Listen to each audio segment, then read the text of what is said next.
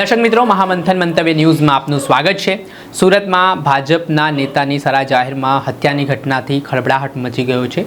આમાં જૂની અદાવતને લઈને 3 જેટલા શખ્સો દ્વારા છરીના ઘા ઝીંકીને હત્યા કરી દેવામાં આવી। તેના કારણે મૃતકના પરિવારજનોમાં હૈયાફાટ રુદન જોવા મળ્યું। હોસ્પિટલ બહાર મોટી સંખ્યામાં લોકો ઉમટી પડ્યા। આમાં જે મૃતક છે ભાજપના યુવા મોરચાના નેતા જય દલાલ, તેમની હત્યા કરવામાં આવી છે। ત્યારે આ મામલે પોલીસ પણ દોડતી થઈ છે। આમાં ઘટનામાં છે કે જે મુખ્ય આરોપી છે તેના પર થોડા સમય પહેલાં પાસાની કાર્યવાહી થઈ હતી। ત્યારે આરોપીને એવી શંકા હતી કે પોલીસે જય દલાલના કહેવાથી તેના પર આ પાસાની કાર્યવાહી કરી છે અને તેનો બદલો વાળવા માટે તેણે આ હત્યાની ઘટનાને અંજામ આપ્યો। આ ઘટનામાં ઉધના પોલીસ સ્ટેશન ખાતે 3 જેટલા શખ્સો સામે હત્યા અંગેનો પોલીસે ગુનો નોંધ્યો છે। આ મામલે શું કહી રહ્યા છે મૃતકના માતા, તેમને હૈયાફાટ આક્રંદ સાથે શું આપવીતી કહી તે સાંભળો। જી, તમારું નામ? જય શ્રીબેન દલાલ। તમારા છોકરાનું શું નામ છે? શું બનાવ બન્યો? જય નગીન દલાલ। એ કાલે સવારથી ઘરે જ હતો। રાત્રે 8:30 વાગે ઘરેથી ગયો। મને કે મેં મારા દોસ્તારને મળવા જાઉં છું અને 12:15 12:30 વાગે મને ફોન આવ્યો કે એને વધારે ઘાવ લાગ્યા છે। મેં પૂછ્યું કોને માર્યું છે? એમ કે ચકલી અને પંકજ પાટીલ 3-4 લોકો હતા, એમના સાથે 7-8 લોકો હત્યા તીક્ષ્ણ હત્યા લઈને આવેલા। એ ગાડી પર બેસેલો હતો, એને ખેંચીને માર્યો અને એપલ હોસ્પિટલમાં જ્યારે એને ખેંચાડું, મને અહીંયા બોલાવવામાં આવ્યું ત્યારે મેં જોયું તો એ આંખ જ નથી ખોલ્યો। આજ સુધી એ આંખ નથી ખોલ્યો। મારા છોકરાને ન્યાય મળવો જોઈએ। અંદાજે કેટલા લોકો હતા અને શું કામ માર્યું? 14-15 લોકો હતા અને એનું કારણ એવું હતું, ચકલી આ લોકોને છે ને ઉધના પોલીસ સ્ટેશનથી પાસો થયેલો હતો। તો એમનું કહેવાનું એમ હતું કે જય દલાલના કહેવા પર પોલીસ પાસો કર્યો છે, એટલા માટે એનો એ દુશ્મન તરીકે ગણતા હતા એ લોકો। તંત્રને ન્યાય માટે શું માંગણી કરશો? ન્યાય માટે કંઈ નહીં, મારો તો છોકરો ગયો છે, એમને ફાંસીની શિક્ષા થવું જોઈએ બસ। આજે મારો ગયો, કાલે કોઈને નહીં જવું જોઈએ।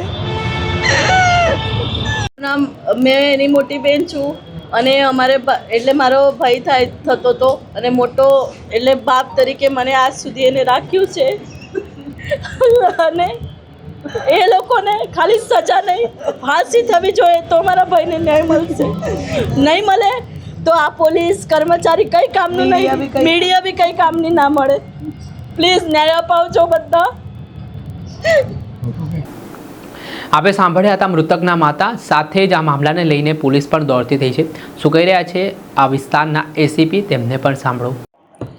ગુનાની હકીકત એ રીતની છે કે આજના રાતના 12:30 વાગે આજુબાજુ જે મરણ જનાર છે જય દલાલ, એ તેના મિત્રો સાથે રોડ નંબર 6 જે છે ભંગારની દુકાન ત્યાં ઊભા હતા અને તે વખતે 3 ઈસમો 2 વ્હીલ ઉપર આવે છે, જેમાં કિશન પરમાર, પંકજ પાટીલ અને મિલંદ કોળી હોય છે।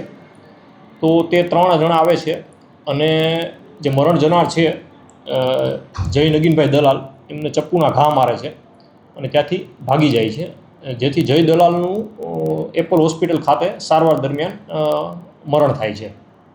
સર, હત્યાનું પાછળનું કારણ શું છે? આરોપીઓનું શું નામ છે? શું કામ કરે છે? હત્યાનું મૂળ કારણ અત્યારે એવું પ્રાથમિક જણાઈ આવેલ છે કે અગાઉ 3 મહિના અગાઉ આરોપી અને મરણ જનાર વચ્ચે ઝઘડો થયેલો જે છે અને 3 જે આરોપીઓ જે છે તેમના નામ કિશન ઉર્ફે ચકલી, સોમાભાઈ પરમાર, પંકજ પાટીલ અને મિલિંદ કોળી છે। સર, કઈ અદાવત હતી કે આરોપીઓના પાસા બી કરવામાં આવ્યા હતા? એની કઈ અદાવત રાખીને હત્યા થઈ છે? એમના પરિવારનો બી આરોપ છે। માર્ચ મહિનામાં જે આરોપી છે કિશન ઉર્ફે ચકલી, સોમાભાઈ પરમાર, એમની પાસા કરવામાં આવેલી હતી અને અગાઉ 3 મહિના પહેલાં ઝઘડો થયેલો હતો આરોપી અને મરણ જનાર વચ્ચે। આરોપીઓનો ગુનાહિત ઇતિહાસ શું છે અને મરણ જનાર એ આ અંગે અત્યારે તપાસ ચાલુ છે। આરોપીઓને પકડવા માટેની તજવીજ ચાલુ છે।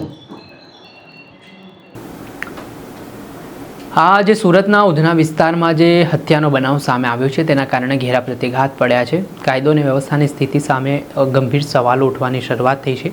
આ મામલે મૃતકના પરિવારજનો કડકમાં કડક કાર્યવાહીની માંગ કરી રહ્યા છે અને જેને કારણે પોલીસ પણ હવે દોડતી થઈ છે। આરોપીઓ સામે કડક પગલાં લેવા માટે પોલીસની અલગ અલગ ટીમો દ્વારા હવે કડક હાથે કાર્યવાહી હાથ ધરી છે।